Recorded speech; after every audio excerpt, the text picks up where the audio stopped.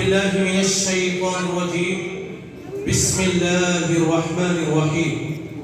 وما كان المؤمنون لينفروا كافة فلولا نفر من كل فرقة منهم طائفة ليتفقهوا في الدين ولينذروا قومهم إذا رجعوا إليهم لعلهم يحذرون رب اشرح لي صدري ويسر لي أمري واحلل عقدة من لساني يفقهوا قولي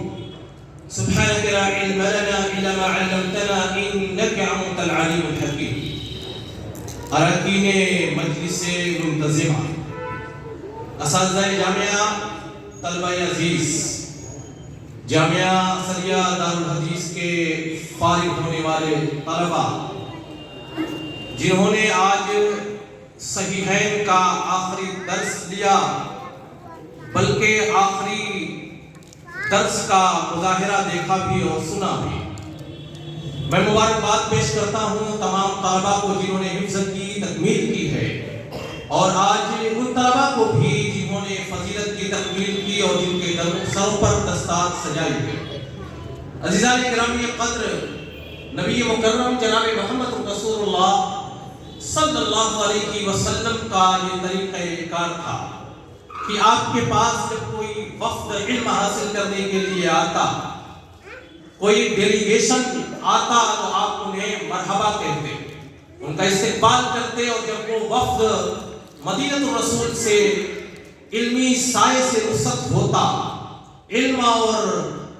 شریعت کے مسائل کو جاننے بوجھنے اور سیکھنے کے بعد جب وہ رخصت ہوتا، رسول مکرم صلی اللہ علیہ وسلم انہیں الوداعیہ پیش کرتے، انہیں رخصت بھی کرتے نصیحتوں کے ساتھ۔ وفد ابو القیس نبی مکرم صلی اللہ علیہ وسلم کے پاس جب آیا، آپ نے ان کو مرحبا کہا اور کہا مرحبا بالقوم او بالوفد، اس قوم کو اور اس وقت کو مرحبا۔ اور پھر اس کے بعد وفد ابو القیس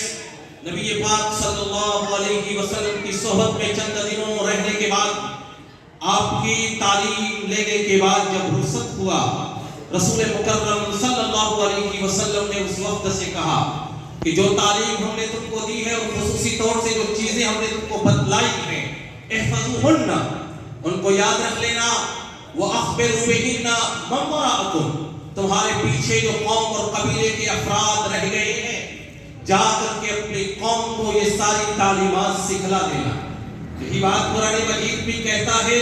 وَمَا كَانَ الْمُؤْمِنُونَ لِيَنفِرُوا كَافَّةً، تمام لوگ تو علم حاصل کرنے کے لیے نہیں رک سکتے ایک قبیلہ اور ایک جماعت، بلکہ تمام جماعتوں میں سے کچھ افراد سریے اور غزووں میں جائیں، اور باقی لوگ نبی پاک صلی اللہ علیہ وسلم کی احادیث اور قرآنی آیات کو سننے کے لیے یہاں مدینے میں موجود رہیں، تاکہ آپ کی زبان مبارک سے جو احادیث جاری ہوں ان کو آپ لوگ یاد کر لیجئے، اور پھر جو دوسرے صحابہ کرام جو سریوں میں گئے ہوئے ہیں اور جو کسی جنگ کی مہم پہ اوپر گئے ہوئے ہیں، جب وہ واپس آئیں گے تو انہیں احادیث سنا دینا۔ نبی مکرم جناب محمد رسول اللہ صلی اللہ علیہ وسلم جن کا صفہ نبوی جو تمام مدارس اسلامیہ ملک بھر میں اور عالم اسلام میں پھیلے ہوئے تمام مدارس اسلامیہ کی تاریخ جہاں سے منسلک ہے، اس صفہ نبوی پر جو صحابہ کرام تعلیم حاصل کرنے کے لیے آتے تھے،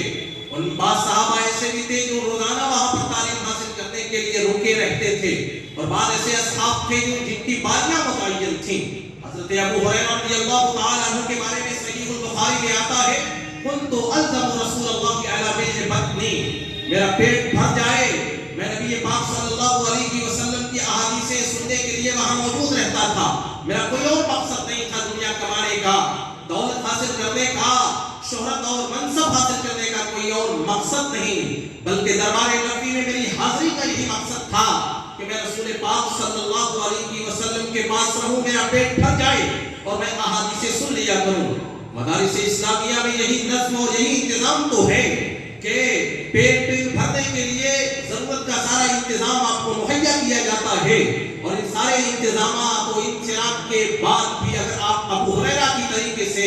حدیث کے عالم نہ بنے تو پھر آپ اپنا جائزہ لیجیے اور اپنے نفس کا جائزہ لیجیے۔ حضرت ابو ہریرہ کہتے ہیں كنت ألزم رسول الله على بیض بطنی، اور اور پھر ملنے وقت کے بعد پیٹ بھرنے کے بعد تو ابو ہریرہ جو احادیث یاد کر رہے تھے، صحابہ کرام رضوان اللہ علیہم اجمعین کے درمیان سب سے زیادہ حدیث یاد کرنے والے صحابی، حالانکہ نبی پاک صلی اللہ علیہ وسلم کے ساتھ آپ کی صحبت صرف اور صرف 3 سال کی تھی۔ سن 7 ہجری خیبر کے موقع سے اوپر مسلمان ہوئے اور 11 ہجری تک کل 4 سال کی مدت ہے۔ اس دورانیے میں نبی مکرم صلی اللہ علیہ وسلم نے حضرت ابو ہریرہ رضی اللہ تعالی عنہ کو 1 سال کے لیے علا ابن الحضرمی کے ساتھ بحرین بھیجا تھا۔ پوری 3 سال کی مدت بچتی ہے اور 3 سال کی اس مدت میں حضرت ابو ہریرہ 5273 اور 74 احادیث کو حفظ کر لیتے ہیں۔ اس طریقے سے نبی مکرم صلی اللہ علیہ وسلم کی اس صفے پر اور مسجد نبوی میں حاضری دینے والے اور علم حاصل کرنے والے صحابہ کرام میں باریاں حضرت عمر بن خطاب رضی اللہ تعالیٰ عنہ کے بارے میں صحیح البخاری کتاب العلم میں آپ نے پڑھا ہوگا۔ انہوں نے اپنے انصاری صحابی کے ساتھ اور انصاری پڑوسی کے ساتھ باری متعین کی تھی کہ آج میں تجارت و کاروبار کروں گا، تم حدیث نبوی کو سنتے رہنا اور جو بھی احادیث زبان رسول سے صادر ہوگی تم شام میں مجھے بتلانا۔ اگلے دن میں دربار نبوی میں حاضر رہوں گا اور تم تجارت و کاروبار کرنا۔ اگلے دن جتنی حدیثیں میں سنوں گا میں آ کر کے وہ تمہیں بتلاؤں گا۔ اس طریقے سے صحابہ کرام رضوان اللہ علیہم اجمعین نبی پاک صلی اللہ علیہ وسلم کے دربار میں اور صفے میں اور مسجد نبوی میں آ کر کے احادیث سنتے تھے اور علم اور دین کا علم حاصل کیا کرتے تھے۔ اور یہی وہ صحابہ کرام کی ٹیم جو تیار ہوئی، کس طریقے سے وہ اپنے علم اور فن کی ماہر بنی۔ نبی مکرم صلی اللہ علیہ وسلم نے اپنی ایک حدیث میں کہا، سنن ترمذی کی یہ روایت اور حدیث کے راوی انس بن مالک رضی اللہ تعالی عنہ فرماتے ہیں نبی مکرم صلی اللہ علیہ وسلم نے فرمایا کہ ارحم امتی بامتی علی ابو بکر واشدهم فی دین اللہ عمر واصدقهم حیاء عثمان واقضاهم علی بن ابی طالب واعلمهم بالحلال والحرام معاذ بن جبل واقرأهم ابی بن کعب وافرضهم زید بن ثابت ولكل امة امین وامین هذه الامة ابو عبیدہ بن الجراح۔ آپ نے صحابہ کرام میں جن صحابہ نے علم میں ممتاز اور فوقی ممتازیت اور فوقیت حاصل کی، باقاعدہ ان کی لسٹ بیان کیا اور ان کے فنون کو آپ نے بیان کیا اور کہا میری امت میں سب سے زیادہ رحم کرنے والے ابو بکر صدیق، اللہ کے دین کے معاملات میں سب سے زیادہ سخت حضرت عمر فاروق، اللہ تعالیٰ کے شریعت کے مسائل بلکہ تمام مسائل میں سب سے زیادہ حقیقی شرم و حیا رکھنے والے حضرت عثمان بن عفان رضی اللہ تعالیٰ عنہ، قضاء کے سب سے زیادہ ماہر اور سب سے زیادہ فوقیت رکھنے والے حضرت علی بن ابی طالب، حلال و حرام کا سب سے زیادہ علم رکھنے والے حضرت معاذ بن جبل، قرات کا سب سے زیادہ علم رکھنے والے اور قرات کے سب سے ماہر قاری ابی بن کعب، اور فرائض اور میراث کے سب سے بڑے ماہر حضرت زید بن ثابت۔ یہ وہ صحابہ جنہوں نے نبی پاک صلی اللہ علیہ وسلم کے دربار سے اور صفحہ نبوی سے علم حاصل کیا اور اپنے علم اور فن میں ممتاز ہوئے تھے۔ انہی صحابہ کرام کے شاگردان اور روحانی اولادیں جب دنیا میں پھیلتی ہیں اور علم اور شریعت کا پرچار ہوتا ہے، دعوت توحید دین کی دعوت جزیرۃ العرب سے نکل کر کے عجب اور عجب کے مختلف علاقوں میں جب پہنچتی ہے اور علم دین کا شور اور غلغلہ بلند ہوتا ہے، عباسی دور میں مسلمانوں نے کافی ترقیاں کی، یہاں تک کہ